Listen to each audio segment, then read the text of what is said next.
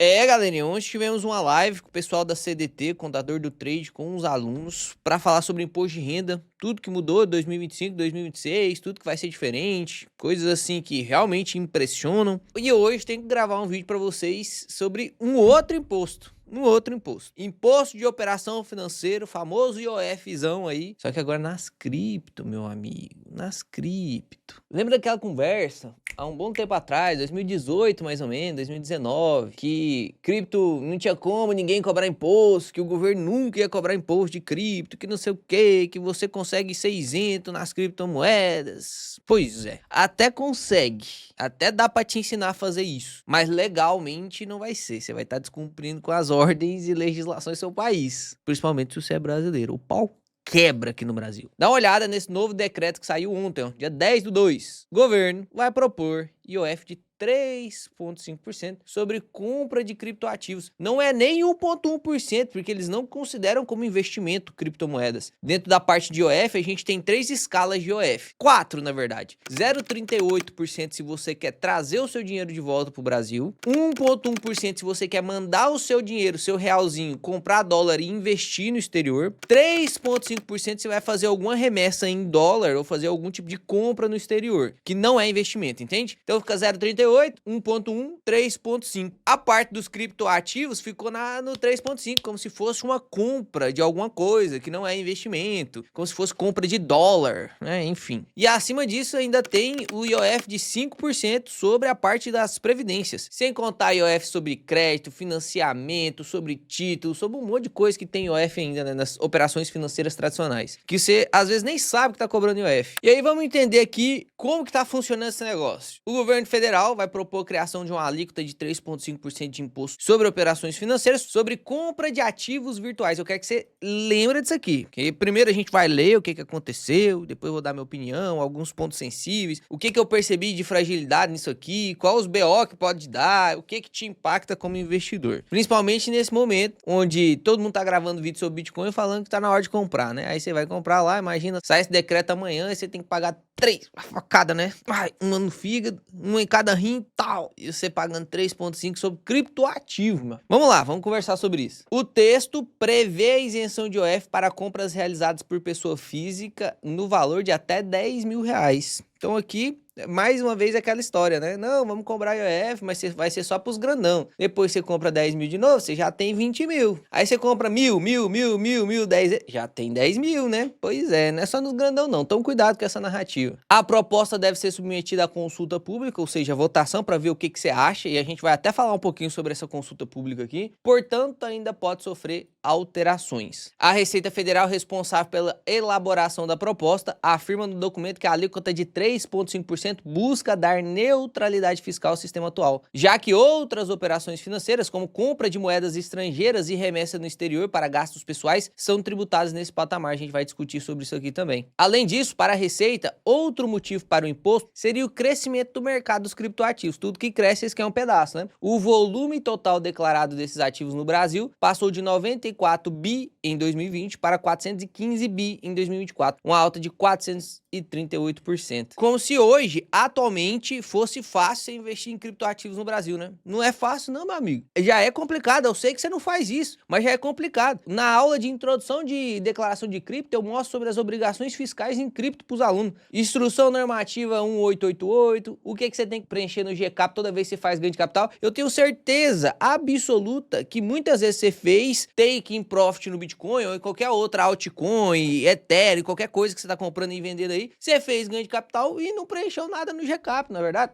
Teoricamente, você já tá contra a lei aí. Teoricamente, você já tá fazendo evasão fiscal. Evasão fiscal é crime, tá? O que não é crime é elisão fiscal. Depois, você ainda tem que declarar no IRPF. Tem muita gente que não declara seus criptoativos. Não, é descentralizado, não precisa declarar, não. Aí você não coloca lá na sua declaração de imposto de renda. Ainda tem as DARFs que você tem que pagar, caso você faça... É porque ainda tem essa diferença. Você investe em algum exchange no exterior, você não tem isenção de 35 mil por mês. Você investe no Brasil, você tem isenção de 35 mil por mês. Lá no exterior, você pode fazer o ajuste anual. No Brasil, não. Aí fica toda essa bagunça aí, né? Que você precisa ter conhecimento mesmo pra você. Na verdade, você tem que fazer um esforço gigantesco pra você ficar dentro da lei. Ou seja, já tá difícil já. O Brasil não facilita a vida dos investidores, não. Na verdade, o Brasil, com esse tanto de impostos que estão sendo criados, parece que até de uma tamanha desorganização, como se eles estivessem desesperados pra criar novos impostos, né? E aí joga o tiro lá na lua, porque se acertar uma nuvem mais perto já tá bom, né? E aí eu quero ler alguns detalhes com você. Ó, a iniciativa parte do Ministério da Fazenda, óbvio, né? Comandado por Fernando Haddad, que prepara uma consulta pública para embasar o decreto presidencial. O texto deverá regulamentar o enquadramento das operações com ativos virtuais como operações cambiais, abrindo caminho para a cobrança de imposto sobre operações financeiras. Na prática, o decreto permitirá que as transações com criptomoedas, especialmente stablecoins, o SDC,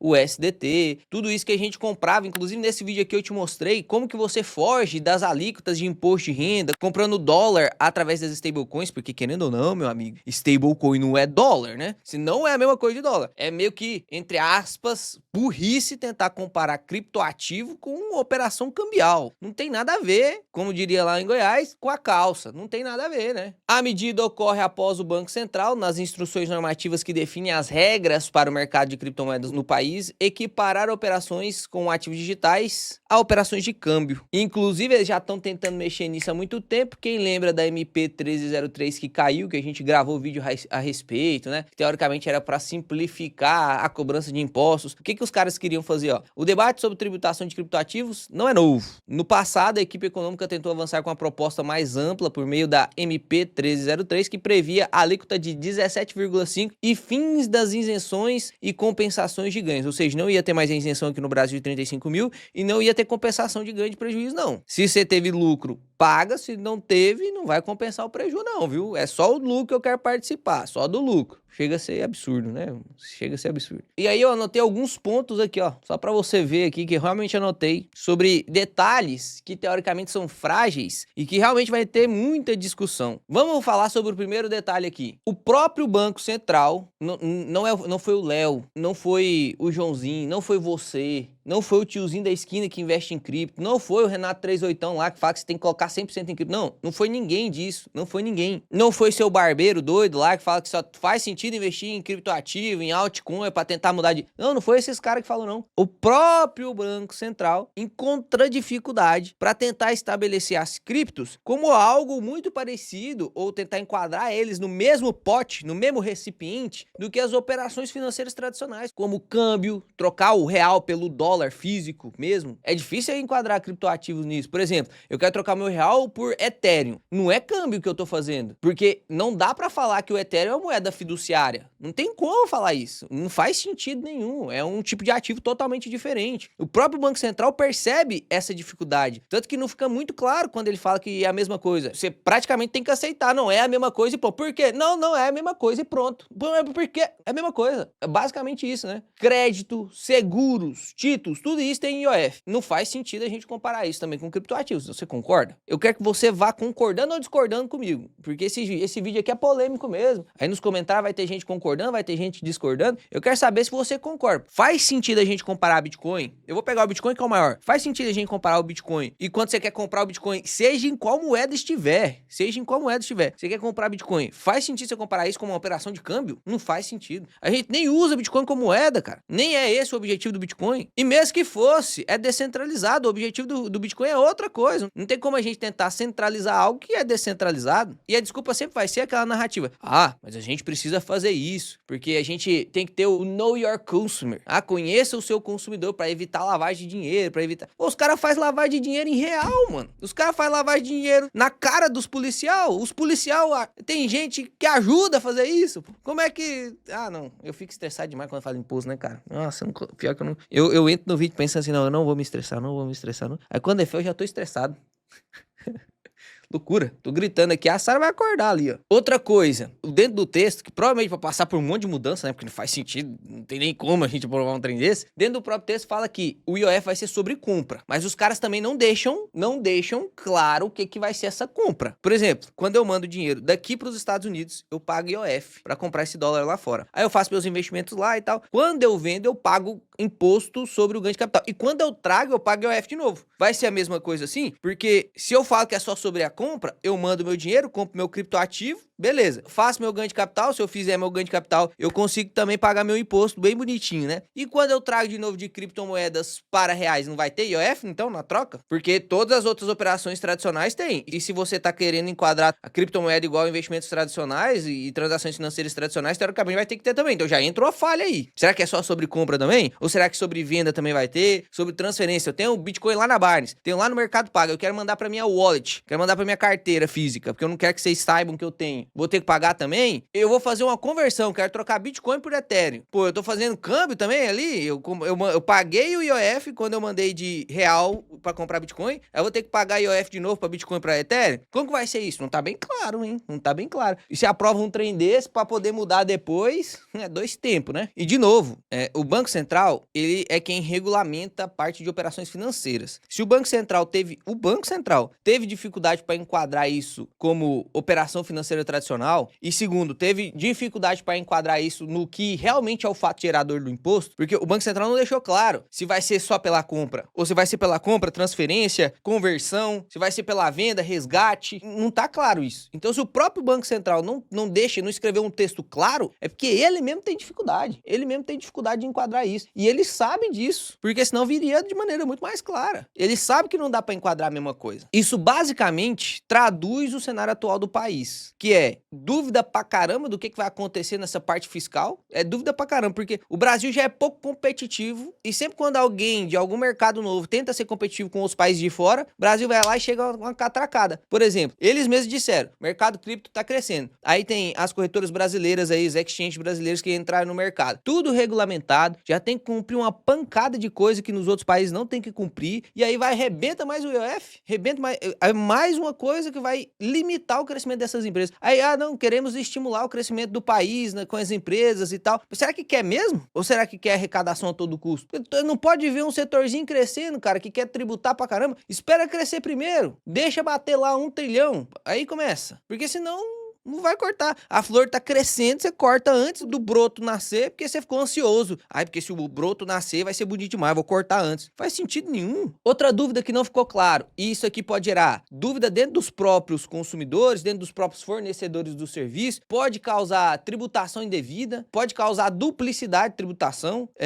Olha, quem é que vai recolher o IOF? É a fintech? Hoje, praticamente, todos os bancos têm o seu braço de cripto. Você consegue comprar cripto no Nubank, você consegue comprar cripto no BTG. Eles usam white label de outras exchange. Quem vai ter que cobrar o IOF? É o banco? É a fintech? É a exchange? É o intermediário financeiro? Quem que é que vai ter que cobrar esse IOF? Quem que vai ter que reter? Porque o IOF é retido na fonte. Aí, imagina, você manda dinheiro para um banco, do banco eles retiram o IOF na fonte, aí o banco vai fazer uma intermediação financeira para você numa outra exchange, pau de novo, e aí? Você vê que tem muita fragilidade? E é óbvio que os bancos não vão querer correr risco. As fintechs não vão querer, estão rebentando as fintechs no meio, as fintechs não vão querer correr risco, as exchanges não vão querer correr risco. Eles só têm 2 opções. Ou eles passam esse IOF aí que se lasca, vamos torcer para dar certo mesmo e ninguém fugir desse modelo de negócio, ou o mercado vai ficar tão pouco competitivo no Brasil que o próprio brasileiro vai usar.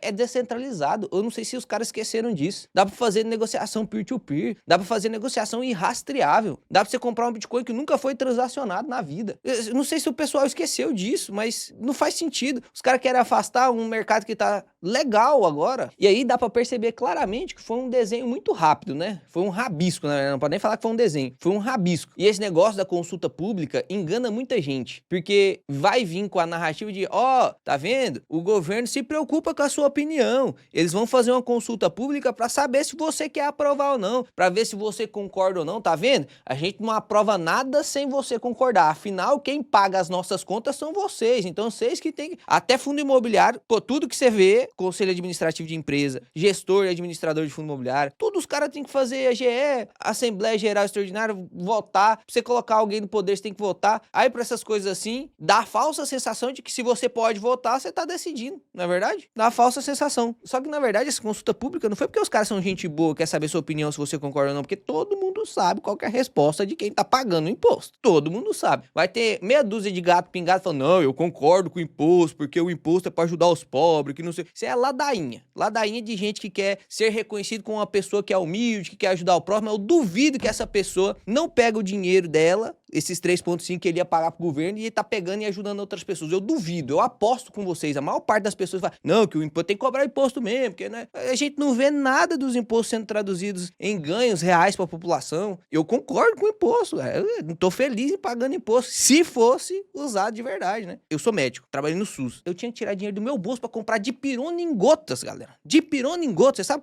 Pesquisa aí pra você ver o quanto que custa um dipirona em gotas. Não tem, é triste, né? É doído falar isso. Chega menininho, eu me lembro como se fosse hoje. Eu estava atendendo lá no HS. Se vocês quiserem perguntar, pode perguntar. E se alguém for de lá, vocês podem ver se essa realidade ainda existe lá. Eu estava no HS, no hospital de emergência lá em Macapá, a capital do Amapá. Chegou um menininho com o braço quebrado. A mãe deixou o menininho cair, braço quebrado, fratura em galho verde e tal. Dor pra caramba, o menino chorando pra caramba. Aí eu prescrevi lá medicação pra dor, não tinha. Prescrevi dipirona, não tinha. Vamos fazer o raio-x? Vamos, esperar 3 horas. Tive que sair do consultório. Tô te falando a verdade, cara, isso aconteceu. Tive que sair do consultório e ir na farmácia do lado de fora, comprar a medicação pra dar pro menino. Porque coitado do menino. Sei lá, 6 meses tinha. Isso é loucura, cara. Isso é loucura. Isso é absurdo. Isso é absurdo. Doideira. Me gera estranheza, sabe? Por isso que hoje eu prefiro, no sistema atual que estamos, não é que eu não gosto de ajudar o próximo, não, galera. Para com isso. Seja maduro, tenha bom senso. É óbvio que a gente precisa do Estado para poder organizar. É óbvio que a gente, eu não tô aqui falando que não tem que ter Estado. Não tem que ter Estado. Eu não sou aquele cara que é o capitalistazinho. Não é isso, não. Para. Vamos evoluir, vamos passar para um outro nível. Já foi essa época aí dos caras que falavam o tempo todo que imposto é roubo, isso é negar. Apesar de concordar um pouco com isso nas demais circunstâncias, mas imposto é legítimo, tem que pagar mesmo para ajudar a pessoa que não tem condição. O problema é quando a gente não vê isso acontecendo. E aí você, uma alma bondosa, você tem que fazer isso por fora. Só que aí qual que é o problema? Você tá dando tudo pro governo, pô. Você tá dando tudo pro governo. É 57% aí que você tá dando pro governo. Aí você fica sem ter como ajudar por fora, né? Porque os caras não ajudam por lá, você quer ajudar por fora, não dá também. Então eu não tô falando que o Estado é horrível, que não tem que ter governo. Não, tem que ter Estado sim. Pros membros aí, eu gravei uma série de 13 vídeos mostrando a importância do Estado, para que ele serve, quais são os erros, quais são os acertos, como que o Estado pode ajudar a economia, o Estado e o setor privado trabalhando junto. Isso aqui é o modelo ideal. É o modelo ideal, Estado e privado trabalhando junto. O problema é que o privado demoniza o Estado demoniza o privado e os caras andam separados, aí o Estado quer fuder com o privado fica demonizando o Estado e aí é essa briga de gato e rato aí, meu Deus do céu. Por isso que eu fico tão estressado. A consulta pública não é porque os caras são gente boa, não. É porque os caras querem evitar um monte de liminar. Ou você acha que vai dar tudo certo se os caras soltar um desenho desse e aprovar um decreto desse? Vai ser quebradeira e discussão judicial pra caramba. Tá tudo muito errado. Tá tudo muito frágil. Tá tudo muito dúbio. Tá tudo com interpretações... Meu Deus do céu. O pau vai quebrar se os caras lançar um trem desse aí. E aí é óbvio que uma norma mal desenhada, isso é conhecimento do Estado, tá? O Estado não é bobo, não. A gente pensa, e tem muita gente que fala aí na internet, inclusive já falei muito isso. E aí eu percebi que bobo era eu. A gente pensa que, porque o ministro da Fazenda não tem conhecimento sobre isso. Porque aquele pessoal do Banco Central não sabe como que funciona o mercado de cripto. Porque... Não é isso, não. Não é isso. Eu pensava também que faltava conhecimento. Não, os caras estão aprovando um trem desse aqui, que falta conhecimento. Não faz sentido os caras compararem cripto com... E eu ficava bravo demais, né? Decepcionado, frustrado, indignado. É a melhor palavra, indignado. Não é possível que os caras que estão lá nos representando não sabem sobre isso. Tem que estudar um pouquinho, tem que sentar na cadeira. Vamos dar um curso da MGD pra cada um deles. Os caras assistem 550 aulas e aí pronto. Agora eles vão saber o que eles têm que fazer pra aumentar, inclusive, a arrecadação, só que de maneira eficiente. Mas eu percebi que o bobo era eu. E se você fica indignado com isso também, igual eu tô aqui agora, o bobo é você também, cara. A única coisa que a gente pode fazer é se proteger. A única coisa que a gente pode fazer é investir o nosso dinheiro de maneira diversificada, com correlação negativa, sempre exigindo mais margem aqui no Brasil, porque tem esse risco fiscal. Tem esse risco fiscal. Nem por isso você vai deixar de investir no Brasil, porque tem ótimas oportunidades. Mas tem que exigir mais margem. Então você tem que adaptar isso no seu CAPM, naquela parte de custo, de risco da empresa, empresa, risco, retorno. Então perceba, cada vez mais é exigido que você tenha mais conhecimento para poder fugir disso. Aqui no canal eu vou tentar te entregar o máximo possível, mas é óbvio que para os alunos sempre vai ter mais, né? Faz live toda semana. Além dos vídeos do YouTube que eles têm, tem live, tem 550 aulas. Vacila não, entra na próxima turma, viu? A próxima turma vai abrir lá em junho, mais ou menos. Não vacila não, separa seu dinheirinho para entrar, porque eu tenho certeza que vai ser o seu maior investimento. Eu fiquei feliz demais esses dias para trás. Eu vou até deixar aqui o print desse depoimento, tem nada a ver com o vídeo, né? Mas vou deixar esse print aqui de depoimento, porque isso aqui dá uma sensação de dever cumprido absurdo, porque eu odeio vendedor de curso, cara. Eu odeio vendedor. Ah, mas você vende curso. Pô, mas eu transformo vida, cara. Hoje eu tenho o prazer de dizer que os alunos são transformados, de verdade, porque não sou eu que digo. Antes eu ficava com esse medo, será que eu sou só um vendedor de curso? Eu não quero ser um vendedor de curso, pelo amor de Deus. Por isso que a mentoria tem 550 aulas, por isso que eu faço de tudo pros caras, por isso que é live toda semana, é por isso que não tem, o que tem lá não tem em outro lugar. Do fundo do coração, você não vai se arrepender. E eu tô te falando isso porque realmente eu fico com pena de quem não tem conhecimento aqui no Brasil. Eu fico com pena. Vai sofrer, vai sofrer. E é exatamente por isso também que eu sei que tem pessoas que não têm condição de entrar na mentoria, que eu entrego pra caramba no canal. Eu entrego pra caramba no canal. Se você for honesto e sincero consigo mesmo, você vai saber. Não sei se você tá chegando novo aí, né? Porque é um vídeo polêmico de Bitcoin e tal. Mas se você é um cara novo, assiste, eu te desafio, assiste os últimos 10 vídeos do canal. Você vai perceber que aqui a entrega é muito maior do que todos os outros canais. Porque eu só posto vídeo se eu olhar pra todos os outros vídeos. Eu tô entregando mais? Senão eu não posto, não. E pra gente finalizar, já estamos estressado demais, né? O que pode dar errado nisso aí? Porque o governo é bobo, você sabe que ele não é. A norma mal desenhada, ela pode fazer o quê? Primeira coisa, afastar player que tá regulamentado. Aí imagina um monte de corretora cripto que tá regulamentado, tá tudo certo, rebenta uns trem desses nas costas dela e aí impossibilita o negócio. Vai ter muito menos movimentação. A gente viu no vídeo de ontem que o IOF sobre a previdência privada acabou lá, diminuiu pra caramba o lucro, caiu assim assustadoramente o lucro em todas as seguradoras. A gente viu no relatório ontem BB Seguridade. O IOF. Ah, mas é tão inofensivo, é 3,5%. Pois é, meu amigo. Parece tão inofensivo, mas não é tão inofensivo assim não. Aí afasta player que é regulado, vai travar a operação que antes era legítima. Antes o cara ficava de boa. Ele entrava lá no Mercado Pago, na Binance, entrava em qualquer lugar que ele quisesse, na Coinbase e tal, na Kraken. E aí o cara fazia a negociação, declarava a criptozinha dele lá, bem tranquilo, preenchia o GCAP quando tinha que preencher. O cara que tem conhecimento preenche a instrução normativa, 1888. O cara tava fazendo tudo certinho, o cara tava totalmente correto. Aí rebenta o IOF. Aí eu falo assim, não, pô, agora não dá. Agora eu vou fazer aqui peer-to-peer, agora eu vou aprender como que eu deixo meu Bitcoin rastreável. Agora se os caras me perguntam, uai, você não pagou o IOF? Você fez aí, vamos declarar esse Bitcoin aqui, só tem declarado aqui 10 Bitcoins, você tem 20 mil Bitcoin, pastor, loucura. Aí você é top, né?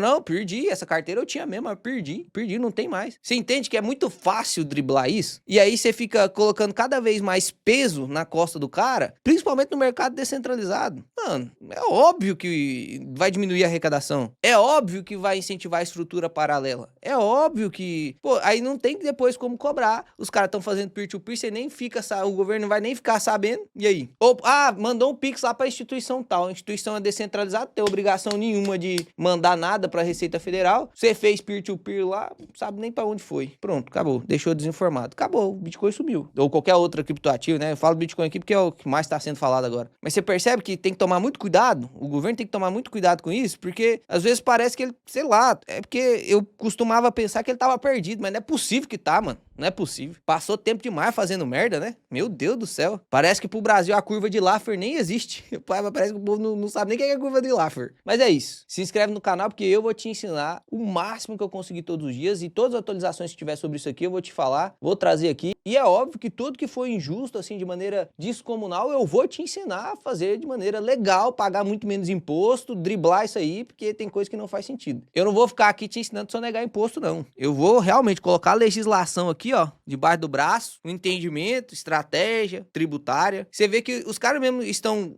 jogando coisa em cima de coisa quando eles deixam falhas de estratégia tributária que você pode usar. Se tiver tudo fechadinho, você não consegue usar, né? Se for um negócio bem desenhado, você não consegue usar estratégia tributária para driblar imposto, que a gente chama de elisão fiscal. Elisão fiscal não é crime, não. Se você tem a possibilidade de pagar 10% de imposto ao invés de 20%, pague 10% de imposto, pô. Não faz sentido você pagar 20%, entende? Aí os outros 10% que sobrou, que você antes ia mandar pro governo, você usa isso aí para contribuir com o RENDD, Deus, ajudar a viúva, ajudar o órfão, ajudar o cara necessitado. Aí que você vai ser um cidadão mesmo. O cidadão não é aquele cara que paga massa de imposto, não. Isso aí é a pessoa é boba. A não ser que a gente vivesse num país com o IDH mais alto que existe, né? Mas não é isso que acontece. Espero que vocês tenham gostado aí desse vídeo, que esses vídeos eu fico estressado demais. Esse vídeo aqui eu acho que arranca uns 2 anos de vida. Ainda bem que eu ia viver 150, eu gravo uns 20 vídeos de imposto, e aí eu vivo 130 anos, tá bom demais. Fica com Deus. O Pai do Céu abençoe vocês. Até o próximo vídeo, que será excepcional. Amanhã é rumo ao 100k, os investimentos da carteira. Tem muita coisa que a gente vai mudar na carteira amanhã. Fica com Deus. Tamo junto.